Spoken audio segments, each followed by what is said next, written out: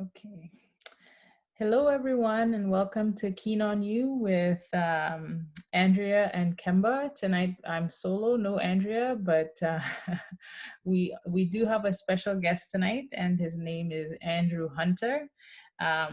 He is a ex-pro athlete, basketballer, and he moved into real estate, and from real estate into banking, and from banking now he is an entrepreneur who owns his own brokerage and real estate firm, and he's had an awesome career and he's going to share with us. So welcome, Andrew. Thank you so much, Kemba. Really happy to be here. We had an opportunity to listen to a few of your episodes, and I found it really interesting. So thanks for having me on. You're welcome. You're welcome. It's nice to have you. It's nice to have met you and sort of been learning from you a little bit as you go. So tell me a little bit about yourself, like your background and your history, if you don't mind. Sure.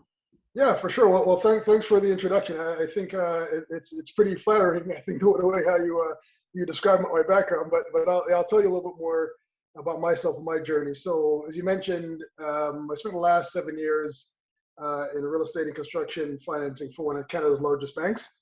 So did that for a period of time. Really cool experience because I had an opportunity to learn about real estate financing from a commercial standpoint. And touch on a little bit of residential as well. So that was pretty cool. Prior to that, though, I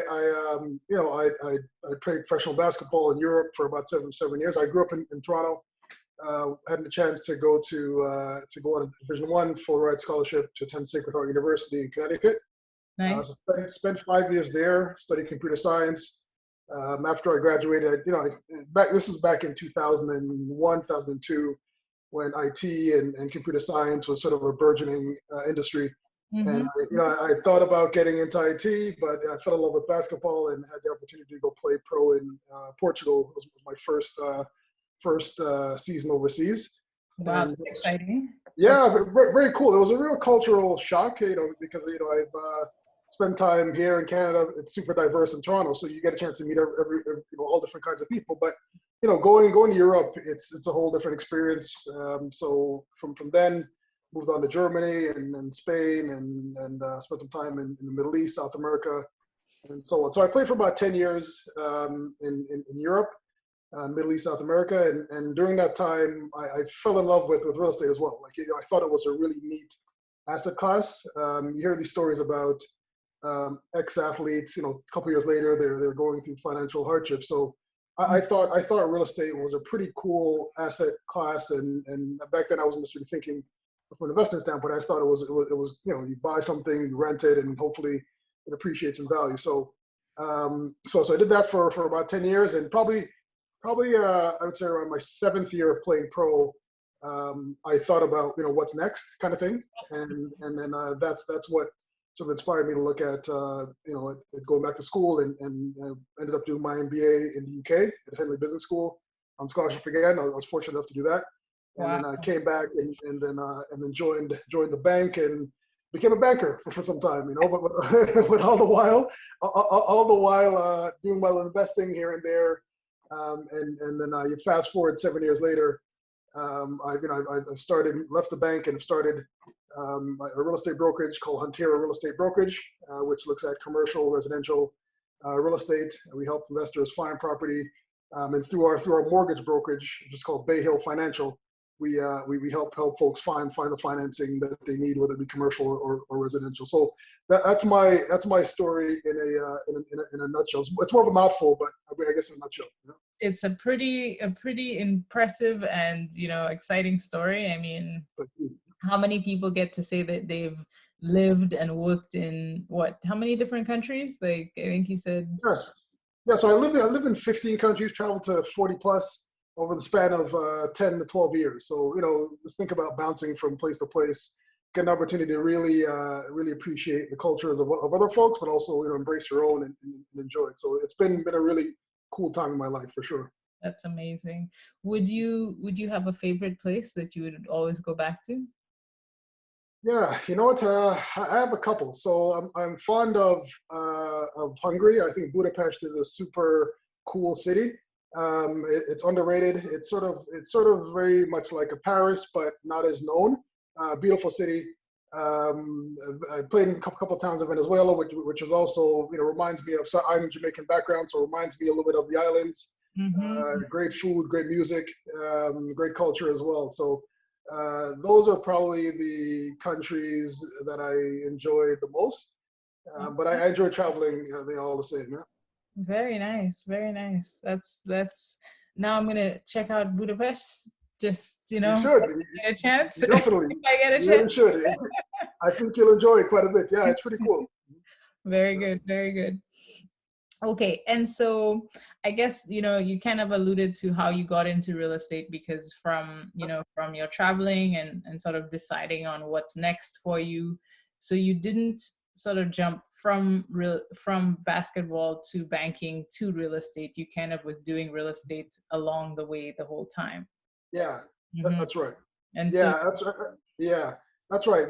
Because I thought that when I finished playing, like I wasn't making crazy NBA money at all, right? Wasn't that level in Europe, but certainly it was enough to get a bit of a head start in terms of putting maybe 10-20% down on a property back then. This is back in early 2000s.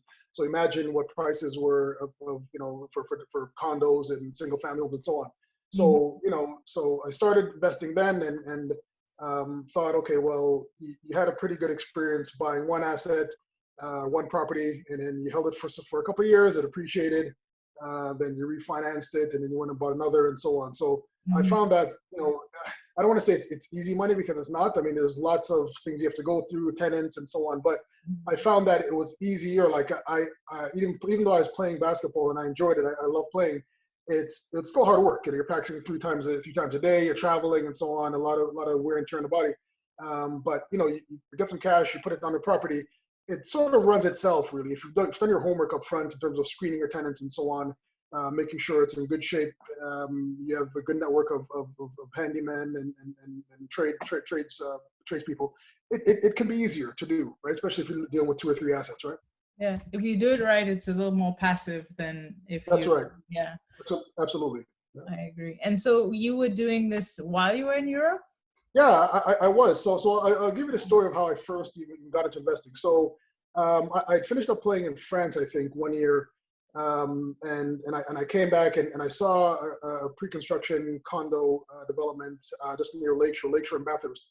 Hmm. And if you can imagine, it's a 700 square foot property, and they were selling it for I think 243 with parking, right? So imagine what that is today. So I saw that, and what I liked about that investment was that I didn't need to come up with a ton of money straight away. It's sort of a staggered, deposit structure over 6 to 12 months. Hmm. So I got involved in that, and then I eventually, when it came to market and it was completed, I then rented it for about a year and a half. Okay. And then I think I went back to France again the year after that, and then and so it was here. It was renting, it was appreciating, and so on. And I came back about 2 years later, so after my second season, and then I sold it, and then then went ahead and bought another single family in Peel. So I realized I could do it while I was away, Yeah. and yeah, in some ways it was more of an advantage because when I'm in Europe, I have my apartments paid for, cars paid for, so then I don't all my living expenses there are generally taken care of. So it gave me an opportunity to lease the property here and enjoy some of that appreciation. That's amazing. And so did you hire property managers at that point? No, I didn't actually, because because it was a condo. There's not a lot of maintenance, hands-on maintenance, really. You Mhm. lease it, and luckily I've had some good professional tenants, and they treated the property with respect, and there weren't any issues. So I didn't have to do too much. That's excellent. And you use the Yeah. term professional tenants. That's usually a bad word, but what you mean is you're Yeah, you know what? In the other way, yeah. So yeah, no, you're right. Let me clarify. So they were professionals working downtown, but really good tenants though. very good, very good, very good. Yeah. Um, and Oh, so our next guest, Andrea, welcome. I know we're just into things, Hi, so Andrea. to give you an opportunity to jump in there. Oh, maybe she's Sorry, I'm sorry. I went outside and totally forgot. Look at me, I'm not even ready. I was outside in the garden. so we'll Enjoy some of that good weather, no doubt. Oh my gosh, I went outside and I was waiting for Dean and then I totally lost track of the time. So we already started recording, so I'll just clip this portion and then we'll continue recording. That's okay. Okay. Sure, sounds good. I'm winging it. Yeah, yes, that's okay. So Andrew, so you had your tenants. I was just about to ask you, so did you have property managers working with you while you Yeah. were away? No, I didn't, and I just because it was just a single condo downtown. I didn't think I really needed it. And back in those days, you get, even though you can't obligate the tenants to do it, but they gave 12 months of checks in advance for the year, and then I just deposited them over time, so every month. So it was really a pleasant experience. There wasn't a lot of issues, and I think because I was an early investor during that time. Mm-hmm. I had a good experience, so I became more encouraged to go out and buy more property and so on, because I realized, if you have some good tenants, then it works pretty well. Excellent. And I mean, and that's a true thing, right? If your experience when you start something is good, you'll have some positive, Absolutely. you have incentive to continue, versus a lot of people who get into it and then they're like, I had a terrible tenant and I had this and that. And, if you make poor decisions about the price point or the area you're getting into and you're underwater for a long time, you feel like it's not for you, but it's sometimes just decision making at early on and your experience. So that's very good. That's kind of what your investing strategy was when you started. Have you changed that strategy over time? Like, do you still have a condo / single family sort of strategy right now? Yeah, it's definitely evolved over time, and I would say it evolved more rapidly during my time working for the bank, because I was able to see investors look at larger deals, larger properties, recognize economies of scale, financing, and so on. So now, I don't look at single family too much now. I look at more apartment, like multifamily, which I know we'll touch on later. But I look at those sort of assets now because I think, there's interest rates are low. There is an incentive from the government, CMHC, to create affordable housing and so on. So I look for those sort of deals. Notwithstanding, if there's a good deal on a single family, then why not? Why not take a shot? Because I think over the next little while, as immigration opens up again, we're going to need housing, and I think so far, most investors, if they haven't leveraged themselves up too much, they've probably done pretty well investing in single family homes or multifamily. Mm-hmm, mm-hmm. A lot of people are maybe cashing in right now, for sure. Yeah. And so that's really good. Yes, we did say we would touch on multifamily because it is something that we like to hear about as well. Any deals or anything you have going on now that you would Yeah, for sure. So one of my clients is actually, he's put in an offer, or they have put in an offer on a sixplex out in the Prince Edward County area. And it's interesting because you think about that area more of like a cottage, or you go up there for the weekend kind of thing, but the rental market there is actually pretty strong. So we were able to pick this one up for it was listed at 1.2. We were able to get it for 1.1. So we're at a point now where we're probably going to go firm, I think, hopefully today or tomorrow when the financing kicks in. But there's a pretty big upside on the rents, right? So you could probably get, as of right now, the income on a monthly basis around $5,400, but there is, all the rents are really low, so we could probably get it up to $6,500. And and what's really neat about this deal is because it's 6 units and below, you can get residential mortgage financing, residential pricing, so it really helps your cash flow quite a bit. And then you have the 30-year amortization versus 25. So the longer the amortization, then it helps your cash flow quite a bit. So so that's one deal we're working on now. When I say we, myself and my investment partners, we're looking at a 20-unit building out in Ottawa area. But we put an offer. It wasn't accepted. There, there's bidding wars everywhere, it seems. So we weren't successful there. But we know we're always looking at stuff for sure. Mm-hmm, mm-hmm. We should have an offline conversation about that. Let's do it. So that's really good. Do you find, and now, as a broker, do you find that, with everything that's happened with COVID, with, changes in just, it feels like everything's changed, the qualifying rate where you now have to qualify at a higher rate and all that stuff.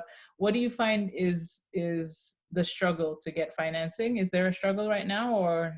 Yeah, I think there is in some ways. So there's a struggle for end users. So like individuals looking to buy a property to live in it. If your income isn't high enough, then there's going to be somewhat of a struggle. But if think about every time there is a policy change, right? There is this usually the market is shocked by it, and then there is probably a bit of a slowdown, and then a month or two later, then okay, this is the new normal, and then people go by. So a number of initiatives or policy changes have been done to try to slow down the market. But the thing is, when I think about it on a macro level, Canada is a super livable place. Everybody, like everywhere I've traveled, folks want to come here to live, and it's a stable economy, decent job market. Affordability is an issue for the average Canadian or average person. I wouldn't say Canadian, but the average person living in the GTR, let's say, as a region. But you have foreigners coming in with tons of capital, and they have they send their kids here to school and so on. So guess what? They realize how good it is here, and then they get jobs and they live, and then folks tend to come here. So I think there is a challenge, but I think it'll likely people will get used to it, and then they'll likely just move on, and the market will continue to be strong. I think that's more of like an end user type of outlook. When I look at it from an investment standpoint, you look at the CMHC and what they're doing to try to incentivize people investors to invest in either construction of multifamily, so 6 units and above, or buying apartment buildings. So one thing that I think it's worth mentioning is with CMHC you can actually get 30 and 35-year amortizations depending on how they underwrite it. Your interest rates are 2%, 2 to 3%, so super low, right? So, and this is in a property with 5 units or more can potentially qualify for this kind of financing, CMHC financing. So, in terms of how folks go out and try to invest in the market, those are some things that I think you look at. So if you think about it, say you buy a property, simple math for like $1 million. If it's a multifamily, I'm not sure we can find a multifamily like 5-6 units for $1 million, but let's just say for the sake of argument, you do, then you probably need to come up with $150K in equity plus maybe your fees and so on. But then you're not coming up with 200,000, or on the pure commercial side, 25%. So in this example, 250,000 or more. So those are, and then you think about a couple of folks coming together, putting 50K in each. It makes it a lot easier, right, to be able to acquire these assets. So that's my take on the legislation or the new policy, that the stress test that kicked in. It's going to affect folks, but then I think it'll likely balance out over time, and you'll see the market continue to move forward. And so that brings up a good point, Andrew, when you're thinking of investing, and whether you're coming from, and like you put it, like you sort of put it in two terms, like end user or someone who's looking to buy for the first time sort of thing, or on a higher level where you're looking to invest in multifamily type units.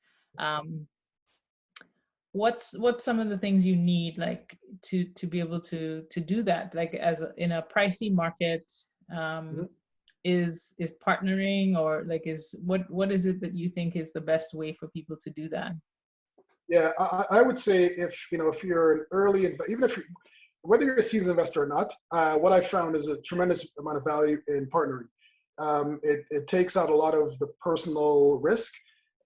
There's risk in every deal, but imagine 4 or 5 people putting up, let's say, 100K each versus 2 people putting up 250K each, right? Or one person putting up. So it just makes it a little bit easier. Typically, it's better if they're like-minded and they probably have some good financial footing. But I think partnering is really like the best way to get in. And it doesn't have to be even. Like, you can come in with, if someone may have more cash, more equity, the other person may not, but they might have more skills in terms of, okay, well, we're buying a property for, let's say a couple million, and there is some excess land, some surplus land. Can we add another unit on there?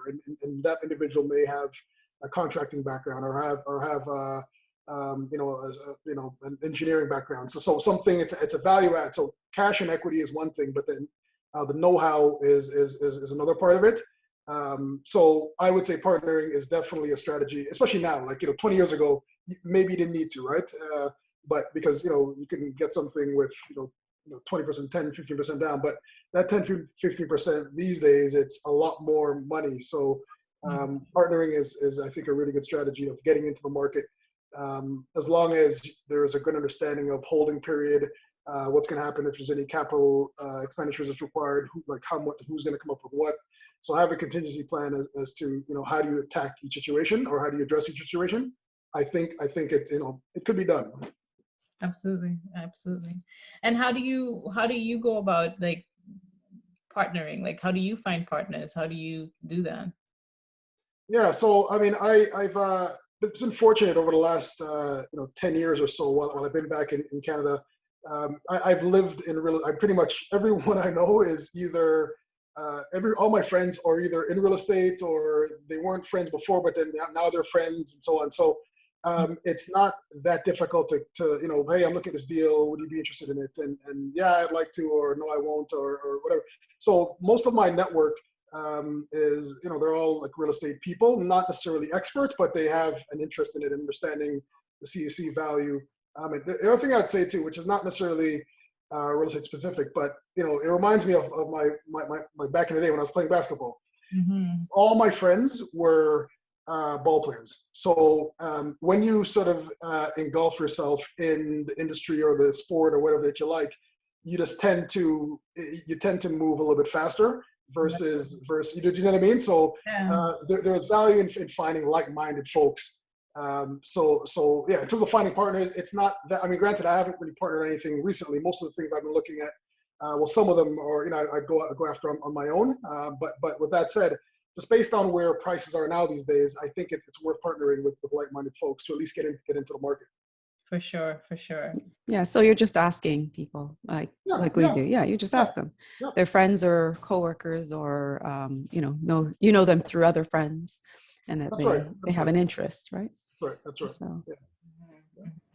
And you said to me in past that that relationship building is important, and so how do you build relationships? I think it's probably the most important thing, because like I've benefited from it, not just in within real estate, but it's in general. Like I'll give you a story.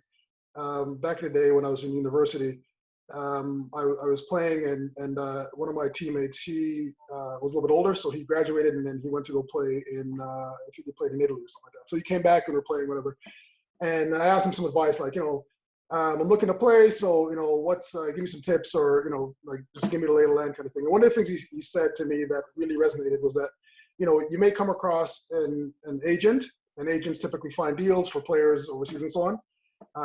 He or she might be small time, or may not have a lot of clients yet, but if they approach you, just give them some time, have a discussion, and see if you can potentially work with them and so on. And I remember back in 2007, when the financial crisis hit, I was in between contracts and I was sort of looking, okay, I was home and I was trying to figure out where I'm going to go play next. And I remember meeting this agent, I think he was based in Poland or somewhere, and I emailed him and said, hey, I'm looking for a deal and so on and so forth. Then I reached out and connected me with a team in Finland. And I had never really talked to him up until that point because I had another agent. So I think that's when it really sort of stood out of my mind that relationships are key, and you don't have to be best friends with people, but just being able to, you don't have to pick up the phone. They should know who you are. You don't want to build relationships when you need something. You want to build it way before, so that, in time, if you do need something, you got to reach out for advice, for anything, then they're there. So that I think is transcends sports, transcends real estate, business, everything. That's really key. The other thing is doing what you say you're going to do. If you're going to do something, just if you can't, or you're not going to be able to do it, or something's changed, and obviously express that. But just being someone who is reliable is really, really key. Being someone who shows up on time is really, really key. Like all those little small things that we don't really give a lot of, a lot of thought to, like they're really, really key, because you build your reputation with, by doing those little things. For sure. And that helps with building the relationships. Absolutely. Good tips, good advice for people who are trying to invest and who are trying to build. So let's talk a little bit about multifamily. Like, Sure. what's the so we spoke about partnering. So partnering is important. And what do you look for in a building? What do you look for in a property? How do you sort of do that analysis and say, yes, this is something we should go for and pay 1.1 million, or, whatever that number is? Like, how do you do that? Yeah. So I think some of the basic underwriting guidelines is, you'll hear probably the word cap rate thrown out a lot in commercial real estate, and all it means is that that's the return you're going to be getting. It's like a return on your money invested. So if I look at sizing up an opportunity, I look at a couple of things. I look at multifamily specifically. I'll look at, okay, how many units? I'll look at where the rents are relative to market rents. Is there an opportunity for any upside in increasing rents?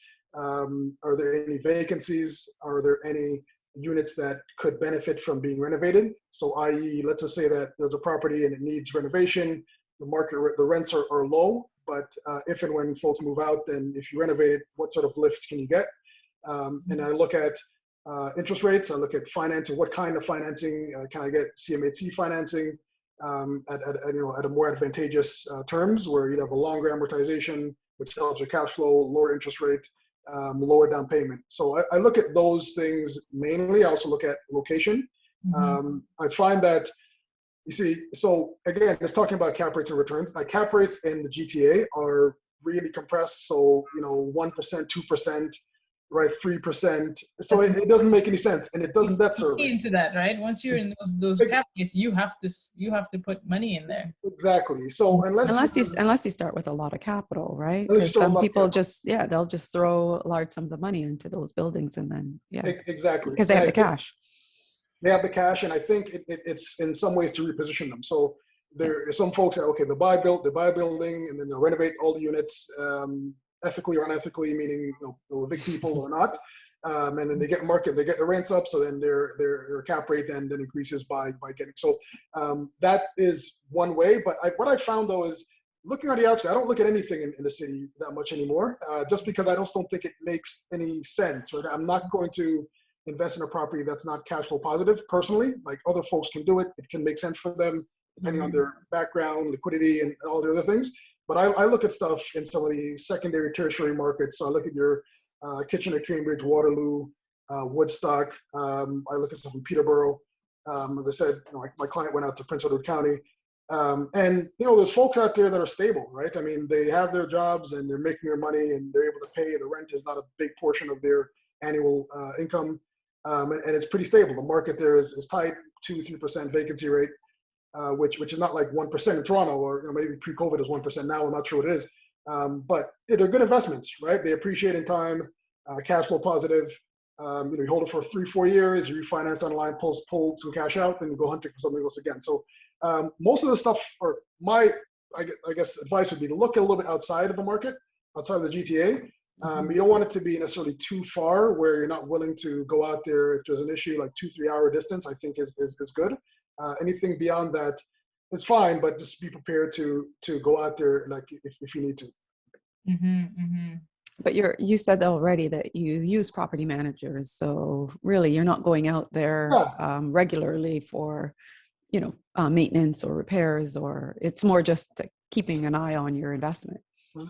that's right. I think for these triplexes, fourplexes, and so on, the larger ones, and that's the thing. You could actually factor in a property management expense on some of these properties in the outskirts, and it still cash flows fine, right? You put your 5% in or 4.5% in, and it cash flows okay with your structural reserve and all the other stuff, vacancy, and you're still making money. So it's I think looking a little bit outside is also makes sense. Yeah. It sounds like you look at everything. Yeah, no, You leave nothing on, like you look at everything. that's You're right. under this rock, under that. You're You have to. That's it exactly. You really do, right? Because you never know where that gem is, right? I mean, Yeah. Yeah. yeah. So, yeah, totally. yeah, And because I know that, I mean, in terms of ourselves, Kemba, I think we probably too, we maybe go a little bit too deep sometimes, that we might, sometimes we might walk away from something thinking, hey, those numbers just, it's not enough, right? yeah. Well, that's a great point because my philosophy is it's better to do no deal than a bad deal. So if it doesn't make sense, leave it. There's going to be something else on the line. There'll always be something else on the line. Yes. So I think you're absolutely right in doing that. Yeah. There is value though in when you find a deal and when it's going to turn around, like you have a clear plan, whether it's a renovation or whether and I find that we've looked at deals, Andrea, but where we say that we can't see executing on that turnaround in a timely way, and so we need to leave it alone. It has potential. The potential is just too far down the road for us. So I see there's different reasons why we sort of walk away.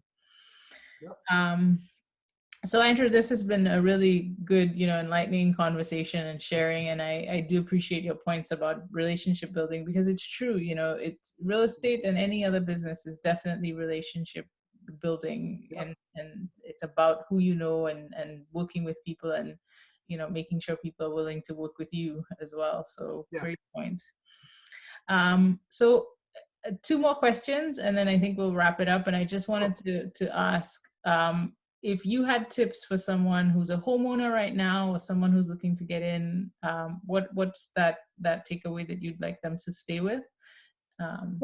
Yeah. So I would say if you're a homeowner and they've owned their property for some time and they have a fair amount of equity, I don't believe in using your primary residence as a piggy bank. Like I think if you're going to be taking cash out to invest, or you're going to get a better return or the equity sitting in your property is underutilized and you want to go and maybe buy another property, I think that makes a lot of sense. If you want to maybe diversify a little bit, and I'm not an equities or stock guy, but if there's some opportunities there maybe, then I think it makes sense. But I don't believe in over leveraging yourself. So you look at your employment, look at maybe your partner, and see how stable your job is. And if you feel that you want to go into the market, then you maybe take some cash out and you go hunting to try to find something. That's my take. And I also think maybe it's good to wait as well. Like I don't think prices are going anywhere, but either where they're at now or higher, in my view. So time is of the essence when you're looking to make a decision or investing. But you do want to be cautious and look at your overall financial picture and make sure you're making a good decision. Because we've all all homeowners I think have benefited from a rising market, and I think it'll continue to perform well. But you do want to make sure that in the event of something that's unforeseen, like COVID, for example, you do want to make sure you have enough cash reserves.